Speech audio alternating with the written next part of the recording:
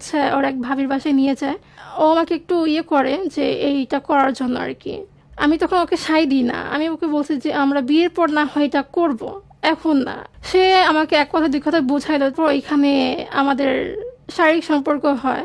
আমার নাম হচ্ছে রিমি। আমার ফ্যামিলিতে আছে আমার বাবা, আমার ছোট ভাই আর আমি। আমি হচ্ছে ফ্যামিলির বড় মেয়ে। আমার আম্মা নাই। আমার আম্মা 4 বছর আগে মারা গেছে। আমার আম্মার হচ্ছে কিডনি নষ্ট হয়ে গেছিল, কিন্তু সে আমাদেরকে কখনো বলে নাই যে তার কিডনিটা নষ্ট হয়ে গেছে। আমরা এতবার বলছি আম্মু তোমার কোনো সমস্যা হচ্ছে, সে বলছে না আমার কিছুই হচ্ছে না। সে ওইটা আমাদের কাছ থেকে হাইড করে গেছে। তার যে এত বড় রোগ আছে ভেতর আমরা কেউ কখনো জানতাম না, কারণ আমার ফ্যামিলিতে হচ্ছে আমার আম্মুই হাল ছিল।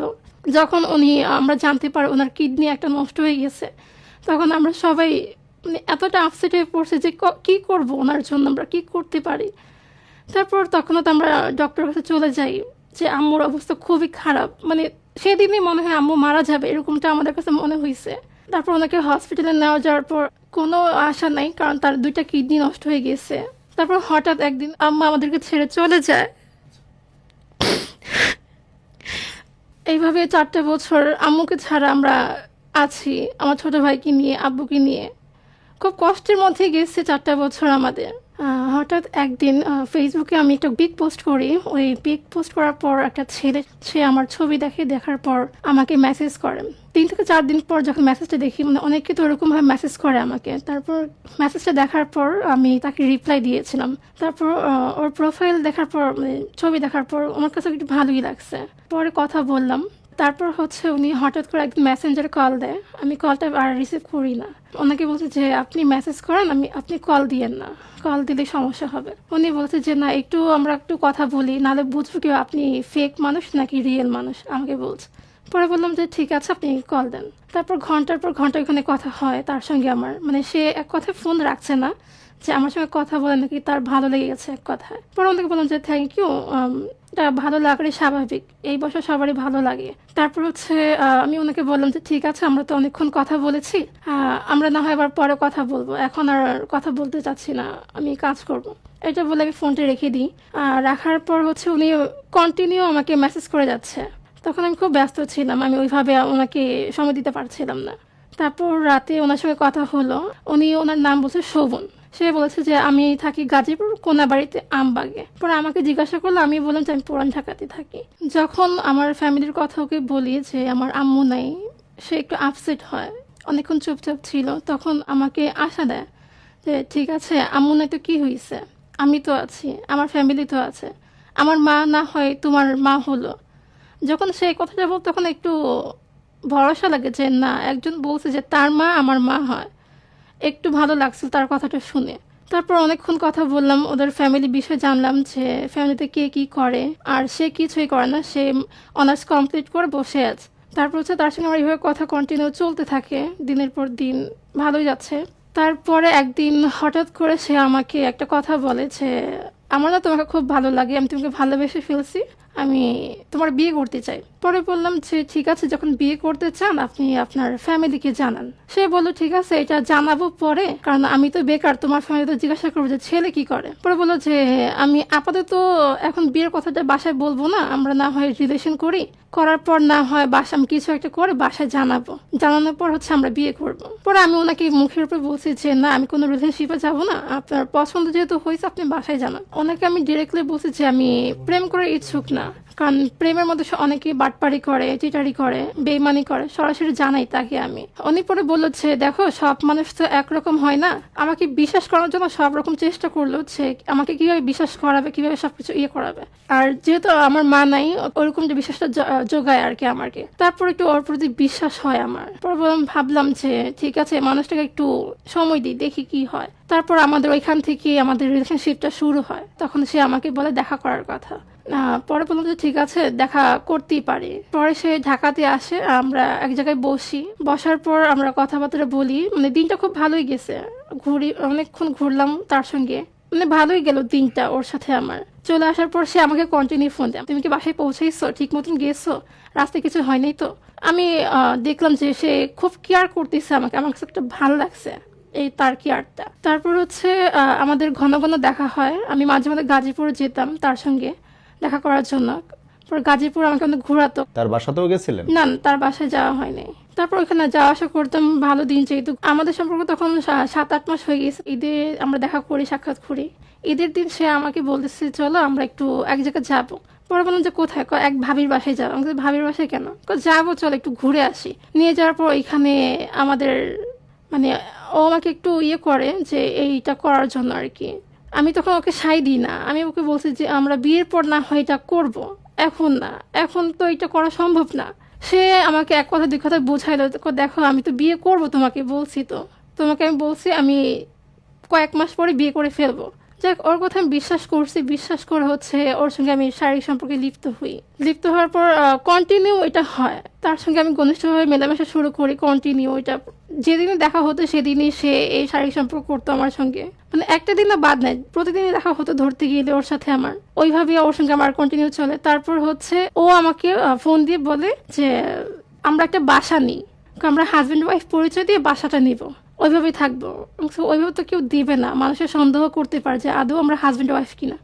ওইটা আমি দেখে নিব, পরে কি হয় দেখে নিব। পরে বললাম যে তোমার যেটা ভালো মনে সেটা করো। সে একটা বাসাও নেয় হাজব্যান্ড ওয়াইফ পরিচয় দিয়ে, দুজনে মাঝে মাঝে যাওয়া আসা হতো, ওইভাবে থাকা হতো না। আমাদের ঘনিষ্ঠ সময় পার করার জন্য আমরা ওইখানে যেতাম আর কি, ওই রুমটা নেওয়া। আমরা ওইখানে রাত্রে থাকতাম না, দিনের বেলায় থাকা হতো, কারণ রাতে তো থাকা সম্ভব হতো না আমাদের। যেহেতু আমার মা নাই, আব্বু থাকতো না বাসায়, সকালবেলা আমি ওই সুযোগটা পাইতাম, ওই সুযোগে আমি বের হয়ে ওইখানে যেতাম ওর সঙ্গে, আর ও আসতো। ওইটা আমি প্রমাণ করতে পারবো যে আমরা যেখানে হাজব্যান্ড ওয়াইফ বলে যে বাসাটা ভাড়া নিয়েছিলাম। বাড়িওয়ালা ভাড়া দিয়েছে আপনাদের? হ্যাঁ, বাড়িওয়ালা ভাড়া দিয়েছিল, যেহেতু আমরা হাজব্যান্ড ওয়াইফ পরিচয় দিয়েছি ওইভাবে আমাদেরকে সাবলেট একটা রুম ভাড়া দিয়েছে। ওইখানে আমরা 2 মাস ছিলাম। তারপর হঠাৎ একদিন ওর বাড়িতে চলে যায়, ওদের গ্রামের বাড়িতে কুষ্টিয়াতে। ওইখানে চলে যায়, ওর আব্বা নাকি অনেক অসুস্থ। তার 2 দিন পরে সে আমাকে জানায় যে আমরা এখন ঢাকায় আসবো না, আসতে অনেক দেরি হবে। পরে বললাম যে কত সময় লাগবে? লাগতেই পারে মাসখানেক, এরকম। মাসখানেক দেখা হয় না। ওইটা আমি বলতাম যে তাড়াতাড়ি চলে আসো, এসে বিয়ের ব্যবস্থাটা করো, কারণ ওইভাবে তার থাকা যাচ্ছে না। সে আমাকে বলছে ঠিক আছে আমি আর 1 মাস পরে আসবো, আব্বা একটু সুস্থ হোক। তারপর ওর সঙ্গে আমার একটু মাঝে মাঝে একটু ঝগড়া হতো এইসব কথা নিয়ে, বিয়ের কথা নিয়ে একটু ঝগড়া হতো। কারণ সে একদিন আমাকে বলে ফেলছে যে এখন বিয়ে করতে পারবো না, বিয়ে করবো আরও দেরি আছে। এটা নিয়ে তার সঙ্গে আমার ঝগড়া হতো মাঝে মধ্যে। যখন ঝগড়া হতো ও আমাকে আশ্বাস দিত ও খুব তাড়াতাড়ি আমাকে বিয়ে করে নিবে। তারপর ঠিক আছে আমি এটা মানলাম, মেনে নিচ্ছি সব কিছু। অনেক মাস হয়ে গেল, প্রায় 3 মাস হয়ে গেল, ওর কোনো খোঁজ খবর নাই, ঢাকা আসার কোনো নাম নেই। তারপর ও একদিন হঠাৎ অসুস্থ হয়ে যায়, আমাকে ভিডিও কল দিয়ে দেখাচ্ছে আমি খুব অসুস্থ, আমি পরে কথা বলবো। এটা বলে সে ফোনটা রেখে দেয়। আমি একটু টেনশনে পড়ে যাই, কি হলো, হঠাৎ এত অসুস্থ কেন? তার 2 দিন পর আমি ওকে ফোন দিচ্ছি, ফোনে পাচ্ছি না। আমি খুব ভেঙে পড়ছি যে কি হয়েছে মানুষটার। তারপর একদিন হঠাৎ ওর ফোন থেকে ওর বন্ধু বড় ভাই সে যে আমাকে ফোন দেয়, ফোন দিয়ে আমাকে বলে যে আপনি কে, শোভনকে কেন এতবার ফোন দিচ্ছেন? পরে বললাম যে ভাইয়া আমি শোভনের অনেক কিছু হই, আপনি কে? পরে বলছে আমি শোভনের বড় ভাই। পরে বললাম ভাইয়া শোভন কোথায়, ওর একটু দেন, ওর তো খোঁজ পাচ্ছি না, ও শুনলাম অনেক অসুস্থ। পরে বলতেছে আপনি কে? আমাকে বললো যে, আমি বললাম যে আমি ওর অনেক কিছুই হই ধরতে গেলে, হাজব্যান্ড ওয়াইফের মতো নিয়ে আমরা দুজনেই অনেকে সব কিছু খুলে বলে সব কিছু আমি। পরে আমাকে বলতেছে দেখেন যাওয়ার হয়েছে বাদ দেন, আপনি আর ওরে ফোন দিয়েন না। পরে বললাম যে ভাইয়া কেন, কি হয়েছে? পরে ভাইয়া আমাকে বলতেছে যে আপনি আর ওরে ফোন দিয়েন না, ও অনেক অসুস্থ, হসপিটালে ভর্তি আছে, ডাক্তার বলছে ওর শারীরিক সমস্যার জন্য ওকে তাড়াতাড়ি বিয়ে দেওয়ার জন্য, এই জন্য আমরা হচ্ছে আমার চাচাতো বোন আছে তার সঙ্গে আমরা কাবিন করে ফেলছি। যখন সে এই কথাটা বলছে আমার মাথায় পুরো আকাশটা ভেঙে পড়ছে যে কি বললো সে। পরে আমি এক কথা আমি কান্না করে ফেলছি যে ভাই আপনি কি বললেন, ওর বিয়ে দিয়ে দিয়েছেন মানে? ও জানেন ও যে আমার সাথে 1 বছর শারীরিক সম্পর্ক করে আসছে স্বামী স্ত্রীর মতন, বাড়ি ভাড়া নিয়েও থাকছে আমার সঙ্গে, এখন আমি কি করব? সে বলতেছে দেখেন আমাকে এসব বলে লাভ নেই, আমরা কিছু এগুলো বিষয় জানি না, আমরা ওর বিয়ে দিয়ে দিছি। আমি ওনাকে হাতে পায়ে ধরতেছি যে ভাইয়া এটা প্লিজ করেন না, আপনি ওকে সুস্থ হোক, সুস্থ হওয়ার পর না হয় সব জানতে পারবেন যে কি হয়েছে না হয়েছে ওর সঙ্গে আমার। সে আমার কথা না শুনে ফোনটা কেটে দিছে, সে মুহূর্তে কেটে দেওয়ার পর সব জায়গা থেকে ওর ফোন থেকে ব্লক করে দিছে, ফেসবুক বলেন, মেসেঞ্জার বলেন, হোয়াটসঅ্যাপ বলেন, সব জায়গা থেকে ব্লক করে দিছে। আমি ওইখানেই সেন্সলেস হয়ে গেছি রাস্তার মধ্যে, আমার ফ্রেন্ড আমাকে ধরে নিয়ে যায়। তারপর হচ্ছে আমি অসুস্থ হয়ে পড়ে যাই, ওইখানে প্রায় 10 দিনের মতন অসুস্থ ছিলাম, হসপিটালে ছিলাম ওর টেনশনে যে আমাকে কি বলছে, কি শোনাইলো। তারপর হচ্ছে আমি ওর সঙ্গে কোনো যোগাযোগ পাচ্ছিলাম না, কোনো টোটালি যোগাযোগ নেই, যেখান থেকে আমি ফোন দিই সব নাম্বার ব্লক হয়ে যায়। তারপর হচ্ছে অনেকদিন চলে যায় ওইভাবে, প্রায় 1 মাস চলে যায়, আমি আর কোনো খোঁজ খবরই পাই না। শেষ পর্যন্ত আমি পরে একটু সুস্থ হই। তারপর হচ্ছে আমি তার আমাকে যে অ্যাড্রেসটা দিয়েছিল গাজীপুর কোনাবাড়ি আমবাগে, আমি গাজীপুর কোনাবাড়ি আমবাগে চলে যাই। ওইখানে যে গাজীপুর আমবাগে আমি তন্ন তন্ন করে খুঁজি যে আদৌ এই মানুষটা এখানে আছে কি না। সবাইকে জিজ্ঞাসা করি, তার ছবি দেখে দেখে জিজ্ঞাসা করি। পুরা গাজীপুরটা খুঁজে ফেলছে আমবাগে, কোনো জায়গাতে তাকে আমি পাই নাই। না পেরে আমি পুলিশের কাছে চলে যাই, তাদের কাছে একটু হেল্প চেয়েছে, তারা আমাকে একটু ওর ঠিকানাটা বের করে দিতে পারবে কিনা, তাদেরকে সবকিছু খুলে বলি। তারপর হচ্ছে পুলিশের মাধ্যমে আমি সঠিক অ্যাড্রেসটা পাই গাজীপুর। ওইখানে আমাকে যখন অ্যাড্রেসটা দেয়, আমি তার পরের দিনে চলে যাই ওদের বাসায়।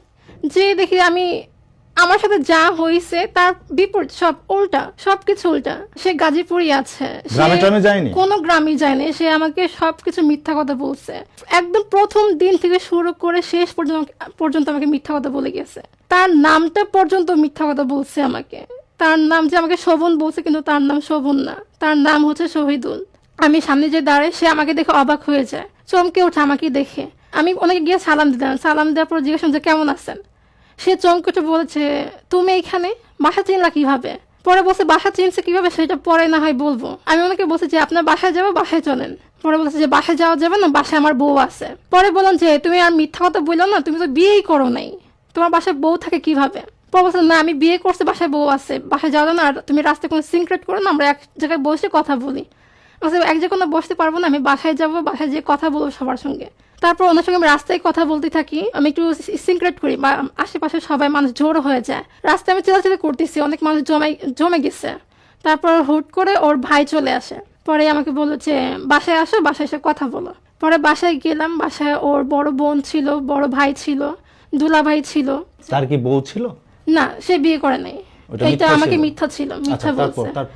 তারপর ওনাদেরকে আমি সবকিছু বলি যে ওর সঙ্গে আমার কি কি হয়েছে না হয়েছে সবকিছু, আমরা যে হাজব্যান্ড ওয়াইফের মতন বাসায় নিয়েছিলাম ওইটাও সবকিছু বলি। ওনারা পুরা হতবাক হয়েছে যে ওনাদের ভাই এত বড় কাজ করে ফেলছে, অথচ ওকে নাকি জিজ্ঞাসা করছে তোর কোনো পছন্দের মেয়ে থাকলে বল, আমরা বিয়ে করাই দিই। সে নাকি টোটালি অস্বীকার করছে যে না, আমার কোনো পছন্দের মেয়ে নাই, আমি এখন বিয়ে করব না, বিয়ে করলে আরো 2-3 বছর পর করবো, এরকম নাকি বলছে তাকে। তারপর হচ্ছে ভাইয়াকে বললাম যে এখন আপনারা দেখেন কি করবেন, আমি তো অন্য জায়গায় কোথাও যেতেও পারবো না, অন্য কোথাও আমি বিয়ে করতে পারবো না ওকে ছাড়া, আমি ওকেই বিয়ে করবো, আপনারা ওকে বুঝান। তারপর সে এখানে সবার সামনে অস্বীকার করে যে আমাকে বিয়ে করবে না, যে প্রেম করলে কি বিয়ে করতে হবে, কোনো কথা আছে সেটা বলছে। হ্যাঁ, সেটা বলে মানে সবার সামনে বলে এখান থেকে বের হয়ে গেছে, তার বাসা থেকে বের হয়ে গেছে। বের হয়ে যাওয়ার পর সবাইকে আমি বলছি কথাটা, ওর মা আসে, আর তার থেকে বড় কথা হচ্ছে ওর আব্বা নাই। সে আমাকে এটাও মিথ্যা কথা বলছে তার বাবা আছে, কিন্তু তার আব্বা মারা গেছে 15 বছর আগে। শেষ পর্যন্ত ওর বড় ভাই বড় বোন আমাকে বুঝাইছে, বললো যে তুমি বাসায় যাও, শহীদুল আসুক, আসলে আমি ওকে বুঝাবো, বুঝানোর পর তোমাদের বিয়ে ব্যবস্থা করবো, আর তোমার আব্বার নাম্বার তোমার নাম্বার দিয়ে যাও। আমার আব্বার নাম্বার দিই, আমার নাম্বার দিই। তারপর আমরা চলে আসি, চলে আসার পর ভাই আমাকে বলছে জানাবে, এখন পর্যন্ত সে আমাকে জানাচ্ছে, মানে কিছুই জানাই না এখন পর্যন্ত। এটা কতদিন আগে ঘটনাটা ঘটছে? এইটা হচ্ছে রিসেন্টলি 4 দিন আগে। আমি চাচ্ছি যে শোভন চলে আসুক আমার কাছে, আমি ওকেই যাচ্ছি, ওকে বিয়ে করতে চাইতেছি, কারণ আমি তো অন্য কোথাও যেতে পারবো না। আমি সবার উদ্দেশ্যে বলবো যে আমি ভুল করে ফেলছি, আমি সবার কাছে মাফ চাচ্ছি যে আমি অনেক বড় ভুল করে ফেলছি। কারণ আপনারা জানেন আমার মা নাই, আমি তাকে অনেকটা বিশ্বাস করছি, আমাকে পাপে ধরছিল, আমি ওর প্রতি অন্ধ হয়ে গেছিলাম, ও ছাড়া আমি কিছুই বুঝতাম না, মানে ওর প্রতি অন্ধটাই ছিলাম। আমি সবার কাছে হাত জোর করে মাফ চাচ্ছি, আপনারা কেউ খারাপ ভাবে নেবেন না। কারণ একটা মেয়ের যদি মা না থাকে, তার সাপোর্টের জন্য একটা জীবন সঙ্গী দরকার ছিল, আমি সেটা ভেবে তার কাছে গেছিলাম। আমি চাচ্ছি আমার মতো অন্য কোনো মেয়ের যেন এই ধরনের ভুল কাজ না করে, বিয়ের আগে কোনো ছেলের সাথে এভাবে মেলামেশা না করে। আমার এখন শোভনকেই লাগবে, আমি শোভনকে ছাড়া থাকতে পারবো না। আপনার যেভাবে হোক ওকে আনার ব্যবস্থা করে দেন। আমি অনেক পাপ কাজ করে ফেলছি, কি করব আমি বুঝতে পারছি না, আমি আর কি করব। আমি চাচ্ছি ও চলে আসুক, আমি শোভনকে বলবো যা হয়েছে বাদ দাও, সবকিছু ভুলে তুমি চলে আসো, আমি সবকিছু মেনে নিব, তো সবকিছু ভুল মাফ করে দিয়ে আমি তোমার কাছে একটাই রিকোয়েস্ট করবো, তুমি সবকিছু বাদ দিয়ে দাও। আমি আর নিতে পারতেছি না কোনো কিছুই, আমার জীবনে মা হারাই গেছে, আমি একটা ধাক্কা খাইছি, এখন আর একটা ধাক্কা খাইলাম। আমি চাই না আমি আর কোনো ধাক্কা খাই, আমি চাচ্ছি ও চলে আসুক, আমি আর কিছুই চাই না, ও চলে আসুক আমার কাছে। আজ আমাদের অনুষ্ঠানে অতিথি হিসেবে উপস্থিত ছিলেন রিমি। অনেক সাহস নিয়ে তিনি তার জীবনের একটা গুরুত্বপূর্ণ গল্প আমাদের সামনে তুলে ধরেছেন। রিমির ভাষ্য অনুযায়ী তিনি শহীদুলের সঙ্গে প্রায় 1 বছরের প্রেমের সম্পর্কে ছিলেন। এই সময়ে তারা একসাথে চলাফেরা করেছেন, একসাথে থেকেছেন, কিন্তু বাস্তবতা হলো এই সম্পর্কের কোনো বৈধ ভিত্তি ছিল না, অর্থাৎ এটি ছিল বিয়ে ছাড়া একটা সম্পর্ক। এখানে প্রথমেই আমরা রিমির দিকটি স্পষ্ট করতে চাই। একজন মেয়ে হিসাবে কেন তিনি বিয়ে ছাড়া এমন সম্পর্কে জড়ালেন, এই সিদ্ধান্তের দায়ভার রিমির উপরে আসে। ভালোবাসা থাকলেও বাস্তবতা হলো বিয়ে ছাড়া সম্পর্ক একজন মেয়ের জীবনে সম্মান, নিরাপত্তা ও ভবিষ্যৎ নিয়ে বড় ঝুঁকি তৈরি করে। এই সত্য অস্বীকার করার কোনো সুযোগ নেই। তবে সবচেয়ে বড় দায়িত্বটি ছিল শহীদুলের উপর। শহীদুল বিয়ের আশ্বাস ও প্রলোভন দেখিয়ে রিমিকে এই সম্পর্কে জড়িয়েছে, শারীরিক সম্পর্ক করেছে, কিন্তু বাস্তবে সে সেই দায়িত্ব পালন করেনি। বিয়ের কথা বলে বিয়ে না করা, প্রতিশ্রুতি দিয়ে তা ভঙ্গ করা, বিয়ে বহির্ভূত সম্পর্কে একজন মেয়ের জীবন জড়িয়ে ফেলা, এইসব স্পষ্টভাবে প্রতারণার শামিল। শহীদুল যা করেছে তা কোনোভাবেই গ্রহণযোগ্য নয়। একজন পুরুষ হিসাবে তার উচিত ছিল বিয়ের আগে কোনোভাবেই শারীরিক সম্পর্ক না করা এবং পছন্দ হলে পারিবারিকভাবে বিয়ের ব্যবস্থা করা। আমরা স্পষ্টভাবে বলতে চাই, শহীদুল, যদি আপনি সত্যিই রিমির সাথে শারীরিক সম্পর্কে জড়িয়ে থাকেন তাহলে আপনাকে অবশ্যই বিয়ে করতেই হবে, কারণ প্রতিশ্রুতি দিলে তার দায়িত্ব নিতে হয়। সম্পর্ক কোনো খেলনা নয়। একজন মেয়ের জীবন, সম্মান ও ভবিষ্যৎ নিয়ে কেউ খেলা করতে পারে না। আর সমাজের উদ্দেশ্যে আমাদের বার্তা খুবই পরিষ্কার। বিয়ে বহির্ভূত সম্পর্ক কখনোই নিরাপদ নয়, না মানসিকভাবে, না সামাজিকভাবে, না ভবিষ্যতের দিক থেকে। ভালোবাসা থাকলে তা হোক সম্মান ও দায়িত্বের সঙ্গে বিয়ের মাধ্যমে, আর বিয়ের ইচ্ছা না থাকলে কারো জীবন নিয়ে খেলাও বন্ধ হোক। এই গল্প শুধু রিমির একার নয়, এই গল্প সমাজের বহু রিমির গল্প, আর একই সঙ্গে বহু শহীদুলের মুখোশ খুলে দেওয়ার গল্প।